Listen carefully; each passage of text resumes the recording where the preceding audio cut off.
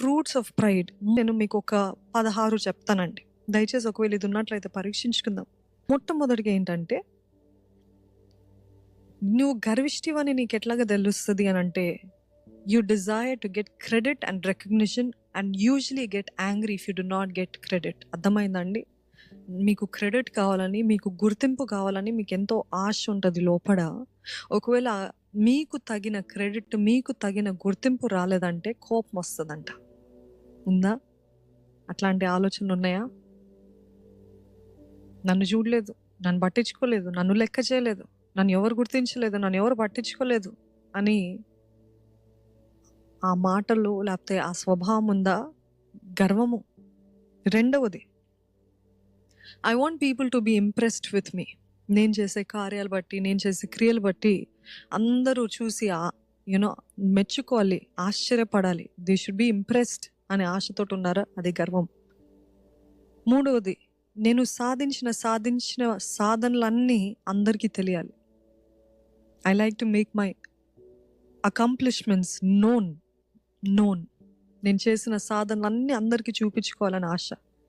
నాలుగోది, నేను మోసపరుస్తాను. ఎలా మోసపరుస్తానంటే, నా పేరు కోసం, నా పేరు కాపాడుకోవడం కోసం అబద్ధాలు కూడా ఆడతాను, మోసపరుస్తాను. I find myself lying to preserve my reputation. I become deceptive. మీ రెప్యుటేషన్ కోసము, మీకు అందరి ముందు మంచి పేరు రావటం కోసము అబద్ధం ఆడాల్సి వచ్చిన, మోసపరచాల్సి వచ్చిన, లేకపోతే దులుపేసుకోవాలనుకున్న అవన్నీ చేస్తారంట. ఎందుకు? అందరి ముందు మంచి పేరు మీకు ఉండాలని. I find myself hiding the truth about myself, especially my sins and weaknesses. మీ లోపాలు, మీ బలహీనతలు ఎప్పుడు చూసినా దాపెట్టుకోవాలని, అందరికీ తెలియకూడదని, లేకపోతే మీ వీక్నెసెస్ ఎవరికి తెలిస్తే వారు నన్ను తక్కువ అంచనా వేస్తారని చెప్పి ఎప్పుడు చూసినా దాచిపెట్టుకోవాలని ఆశపడతారంట. ఆరవది ఏంటంటే, I'm selfishly ambitious. I really want to be ahead of everybody else. అంబిషియస్గా ఉండటం తప్పు లేదండి. గమ్యము కలిగి, గురి కలిగి, అంబిషన్తో, ఒక వైరాగ్యంతో జీవించడంలో తప్పు లేదు. కానీ సెల్ఫిష్గా, స్వార్థపూరితంగా, స్వార్థముతో గమ్యము, లేకపోతే స్వార్థముతో, ఈర్ష్యతో, ద్వేషముతో, నేను ఇది సాధిస్తే వాళ్ళందరికీ సిగ్గు అవుతుంది చూడు, నేను ఇది సాధిస్తే నేను ఎవరినో చూపించుకుంటాను చూడు, నేను ఇది సాధిస్తే ప్రతి ఒక్కరూ నోరు మూసుకుంటారు చూడు, నేను ఇది సాధిస్తే నేను ఎవరినో చూపించుకుంటాను అని ఉంటుంది చూడండి. అంటే ఎవరి కోసమో ప్రూవ్ చేయడానికి, ఎవరి కోసమో నిరూపించడం కోసం, to prove everybody you will achieve. అది తప్పైన ఉద్దేశంతో చేస్తున్నారు కాబట్టి దేవుని ఆశీర్వాదము ఉండదు. అది మీ ప్రయత్నాలతో మీరు ముందుకు వెళ్ళారేమో కానీ ఎప్పుడు అలాగనే ఉంటుందా? డౌటే.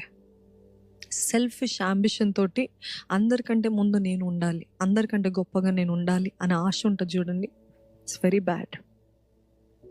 I love to have a position or a title. I prefer leading than following. నాకు ఒక గుర్తింపు ఉండాలి, నాకు ఒక బిరుదు ఉండాలి, నాకు ఒక స్థానం ఉండాలి. నాకు అది లేదు అని అంటే నేను ఒప్పుకోను. టైటిల్స్ కోసం ఎదురు చూస్తున్నాను, నేను పలానా అని చెప్పు, పలానా పొజిషన్స్ కోసం ఎదురు చూస్తున్నారా? గర్వం అంట. నడిపించబట్టం కంటే I love to be leading than to be following. అంటే నేను నడిపించాలి, మీరందరు నా వెంట రావాలి, నేనే ముందు ఉండాలి, మీరందరు నా ఎన్నికల అనే మనస్తత్వం ఉన్నట్లయితే అది గర్వము. ఎనిమిదవది, I wish you could all write it down because this is really important. మన జీవితంలో ఇది సరి చేసుకోకపోతే మనం ఎక్కడికి వెళ్ళలేమండి. ఎనిమిదవది, ఐఎమ్ ఓవర్లీ కంపెటిటివ్. ఎప్పుడు చూసినాము, ఇందాక చెప్పినట్టు ప్రతిదీ కూడా నా పక్కన వాళ్ళు చేస్తున్నారు, నేను చేస్తాను. నా పక్కనున్న వాళ్ళు అది చేస్తున్నారంటే వారికంటే అధికంగా, మేలుగా, అంతకంటే బెటర్గా నేను చేసి చూపిస్తా. Overly competitive. ఏది చేసిన కాంపిటీషన్ స్పిరిట్ తోటి చేస్తున్నారా? కంపెటిటివ్ నేచర్ తోటి చేస్తున్నారా? It blooms from pride. అది గర్వంతో వస్తుందంట, గర్వం నుండి వస్తుందంట. I like to talk especially about myself. ఎవరితో మాట్లాడినా నేనేం సాధించాను, నా వల్ల ఏం జరిగింది, అవన్నీ నేను ఎప్పుడు చూసినా చెప్పుకుంటా ఉంటాను. 10వది ఏంటంటే I'm not excited to see other people successful. ఇతరులు ఆశీర్వదించబడితే, ఇతరుల జీవితంలో సఫలత ఉన్నట్లయితే నాకు ఒకలాంటి ఆయాసము, నాకు ఒకలాంటి ఈర్ష్య, నాకు ఒకలాంటి అన్‌కంఫర్టబుల్ ఫీలింగ్ ఉంది ఇతరులు సక్సెస్ఫుల్ ఉంటే. 11వది I feel superior because of what I have or what I do. నాకున్న దాన్ని బట్టి, నేను ఏ స్థానంలో ఉన్నదాన్ని బట్టి నేను అందరికంటే సుపీరియర్‌గా, నేను అందరికంటే ఘనుడుగా, ఘనురాలుగా నన్ను నేను ఎంచుకుంటాను. ఒకవేళ ఇది భౌతికంగా లేకపోతే మీరు వర్డ్ ఫామ్‌లో వర్బల్‌గా మీరు చెప్పరేమో గానీ, మీరు చేసే పనిని బట్టి, మీరు కలిగిన దాన్ని బట్టి, ఉద్యోగం అవ్వచ్చు, బ్యాంక్ బ్యాలెన్స్ అవ్వచ్చు, అసెట్స్ అవ్వచ్చు, లేకపోతే మీకున్న టైటిల్ బట్టి ఒకలాంటి at the corner of your heart there some kind of pride. We are better than you. I am better than you. నేను నీకంటే శ్రేష్ఠుడిని, నేను నీకంటే ఘనుడిని, నేను నీకంటే గొప్పోడిని అని ఈ తలంపు వస్తుందేమో.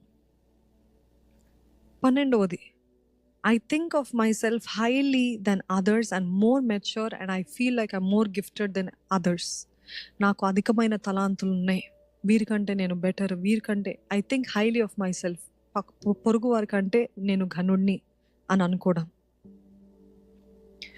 ఒక వాక్యము లేకపోతే ఒక బోధన, ఒక హెచ్చరిక విన్నప్పుడు I wish everybody else is there. ఈ వాక్యము నా కొరకు కాదు, వీరి కొరకు, నా భర్త కోసం, నా భార్య కోసం, లేకపోతే నా స్నేహితుడి కోసం, స్నేహితురాల కోసం, వీలుంటే బాగుండు, వాళ్ళుంటే బాగుండు అని ఎప్పుడు చూసినా వాళ్ళు వింటే బాగుండు అని ఆశపడతాను, కానీ నాలో నేను సరి చేసుకోవాల్సింది ఏమైనా ఉందా అని గుర్తించను. I wish everybody else is there. I wish that I always think that teaching is for everybody else and not for me. ఉన్నారా ఎవరైనా అట్లా? దేవుడు బయలుపరుస్తున్నాడండి. మనం చాలాసార్లు అయ్యో ఈరోజు నా భర్త వచ్చి ఉంటే బాగుండేదే, కరెక్ట్గా దీని గురించి చెప్తున్నారు పాస్టర్ గారు అని అనుకుంటాను చూడండి. That is pride.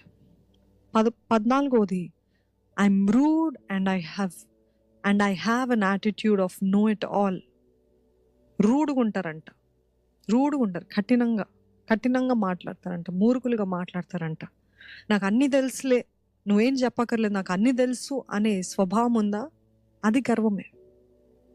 మీకు తెలిసిన ఒకవేళ వేరేవాళ్ళు ఎవరైనా చెప్తుంటే వినండి, ఇంకేమైనా తెలుసుకుంటారేమో, కానీ నాకు అన్నీ తెలిసి నువ్వేం చెప్పక్కర్లేదు అన్న యాటిట్యూడ్, అనే ఆ వైఖరి, ఆ స్వభావం గర్వం నుండి వచ్చిందంట.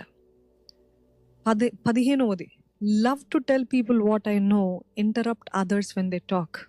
ఎప్పుడు చూసినా నేను మాట్లాడేదే వినాలి, నేను చెప్పేదే మీరు వినాలి.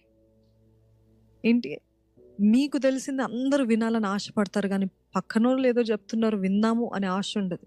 నేను చెప్పేదే కరెక్ట్, నేను చెప్పేది రైట్, నేను చెప్పేటప్పుడు అందరికి క్వైట్గా ఉండాలి, నేను చెప్పేది వినాలనే మనసు ఉందా? 16వది మీకు తెలిసింది ఎవరైనా మాట్లాడితే వెంటనే నాకు తెలుసులే, ఆపే, ఎన్నిసార్లు చెప్తావు, నాకు తెలుసులే అని కఠినంగా, మూర్ఖులుగా, రూడ్గా ప్రవర్తిస్తున్నారేమో. ఇవన్నీ గర్వం నుండి. మీకు తెలిసిన దీనత్వంతో వింటాను పర్వాలేదు, వింటాను అని చెప్తారు చూడండి, దీనత్వం అది. ఇవన్నీ practical ways we do not realise that we have pride అండి. మీరు అనుకుంటారు ఇవన్నీ నాకున్నాయి అని. ఎవరైనా చెప్పగలుగుతారా? చెప్పరు. అది కూడా గర్వమే కదా. నాకు ఈ వాక్యం నేను ధ్యానిస్తున్నప్పుడు దేవుడు నాకు బయలుపరుస్తున్నాడు. అవును, ఇది నేను గర్వం అనుకోలేదే, ఇది నేను ఈ రీతిగా ఉంటుంది అనుకోలేదే, నేను ఇదేదో నా స్వభావం అనుకున్నా, ఇదేదో అలవాటు, అందరు చేస్తారు కదా. నో, గాడ్ ఇస్ సేయింగ్ ఇవన్నీ నీకు తెలియకుండా నీలో మొలుస్తున్నాయి, అందుకని నీ జీవితంలో ఆశీర్వాదం లేకుండా పోతుంది. ఆ గర్వము, ఆ మూర్ఖత్వము, నాకు అన్నీ తెలుసులే, నేను తీర్పు తీరుస్తాలే, నేను అసూయపడతాలే, ఇవన్నీ ఉన్నప్పటికీ కూడా నా జీవితంలో ఆశీర్వాదము లేదే. అక్కడే ఉంది ఆన్సర్. ఇవన్నీ ఉన్నాయి కాబట్టి మీ జీవితంలో ఆశీర్వాదం లేదు.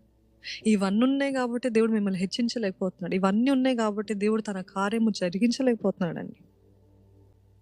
కావాలని మనము తగ్గించుకోవాలండి. Humble yourself on purpose. పేతురుకి రాసిన మొదటి పత్రిక 5వ అధ్యాయము 6-7 వచనాలు చదువుదామండి. పేతురుకి రాసిన మొదటి పత్రిక 5వ అధ్యాయము 6-7 వచనం. దేవుడు తగిన సమయమందు మిమ్మును హెచ్చించినట్లు ఆయన బలిష్టమైన చేతి క్రింద దీన మనస్కులయ్యుండుడి. ఆయన మిమ్మును గూర్చి చింతించుచున్నాడు గనుక మీ చింత యావత్తు ఆయన మీద వేయుడి.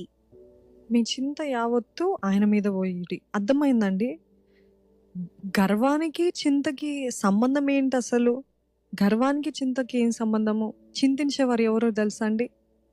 మీరు షాక్ అవుతారు, మీరు ఆశ్చర్యపోతారేమో కానీ, మీరు చింతిస్తున్నట్లయితే మీరు కూడా గర్విష్ఠులే అండి ఆయన వాక్యానుసారంగా అయితే. చింతతోటి గర్వంతోటి ఏం పోలిక అంటే, చింత ఎవరు చింతిస్తారంటే, నేనేం చేయగలను అంటే మీ శక్తి పైన మీరు ఆధారపడుతున్నారు, దేవుని శక్తి పైన ఆధారపడట్లేదు. కాబట్టి it shows that you are proud, it shows that you are in control and not letting know that God is in control. దేవుడు ఇది సమస్తము దేవుని చేతిలో ఉంది అని నమ్మి వదిలేసేవారు ఏంటి గర్విష్ఠులు కాదంట. నేను చేయాలి, నేను ఏదో చేయాలి, నేనేమైనా చేయాలి అనే ఆ చింతలో, ఆందోళనలో మీ శక్తి పైన ఆధారపడతారు చూడండి. అది గర్వం అంట. As long as your worrying, it shows that your in control. చూడండి, కొరింథీయులకి రాసిన 2వ పత్రిక 12:7 నాకు కలిగిన ప్రత్యక్షతలు బహు విశేషముగా ఉన్నందున నేను అత్యధికముగా హెచ్చింపోకుండా నిమిత్తము నాకు శరీరములో ఒక ముళ్ళు నేను అత్యధికముగా హెచ్చిపోకుండా నిమిత్తము నన్ను నలగగొట్టుటకు సాతాను యొక్క దూతగా ఉంచబడెను. అర్థమైందండి? ఆయనకి ప్రత్యక్షతలు, దేవుడు చాలా బలమైన ప్రత్యక్షతలు, అమేజింగ్ రెవల్యూషన్స్ ఫ్రమ్ గాడ్.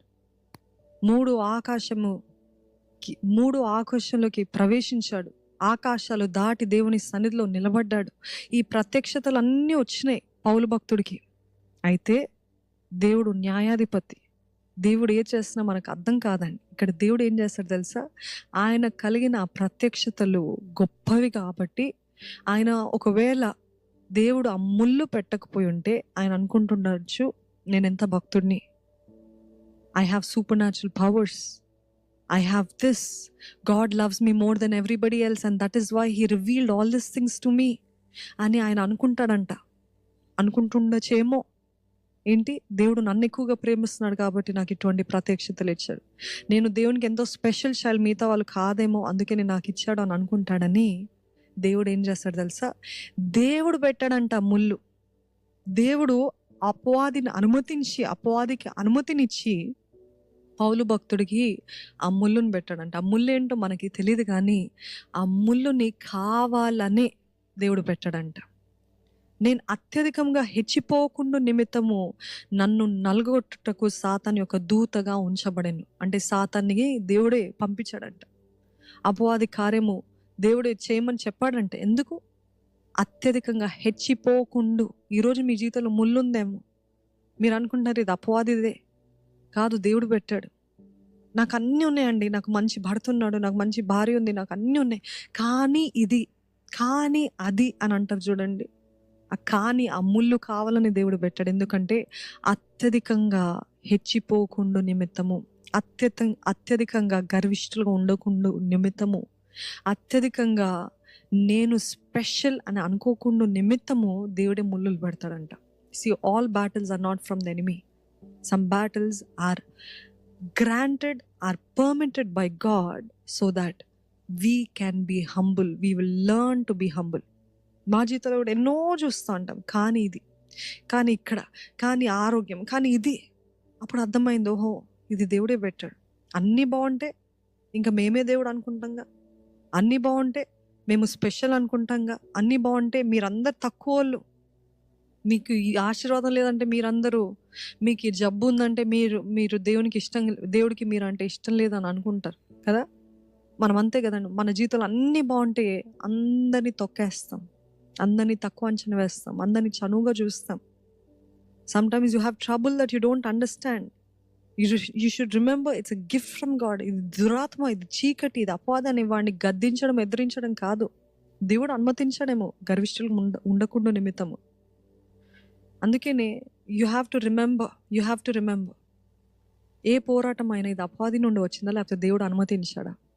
దేవుడు ఓకే అని చెప్పాడా? ఎందుకంటే నేను గర్విష్ఠిగా ప్రవర్తిస్తున్నానేమో, ఎందుకంటే నేను ఇతరులని చనువుగా చూస్తున్నానేమో, ఇతరులని తొక్కేస్తున్నానేమో. దేవుడు మిమ్మల్ని హెచ్చించే కొలది it is your responsibility to be more humble. దేవుడు మిమ్మల్ని హెచ్చిస్తున్నాడా? ఇంకా దీనులుగా ఉండాలని సాయశక్తుల ప్రయత్నించాలి.